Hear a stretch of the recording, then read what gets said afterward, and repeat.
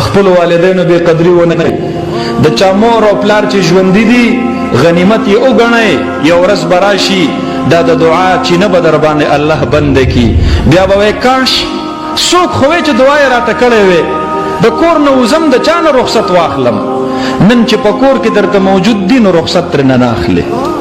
نن چې کور ته دننه راشي نو تلل دیم د موبایل په سکرین باندې سترګو نظر دی، واپس کور ته راتلل دیم دغه د موبایل په سکرین باندې د سترګو نظر دی. چرته د مور مخ ته د پلار مخ ته د احترام په نظر ونه کتل. 24 غنټو کې 5 منټ وخت خپل والد صاحب له نشي ورکولی. دا به څوک دي؟ هغه به د خپل تکلیف اظهار چاته کوي، هغه به د خپل زړه درد چاته ښکاره کوي، هغه به خپل دوست او خپل رشتہ دار چاته ښایي چې تا سره 15 منټه وخت خپل والد صاحب سره فارغ ناستې دپاره نشته دی.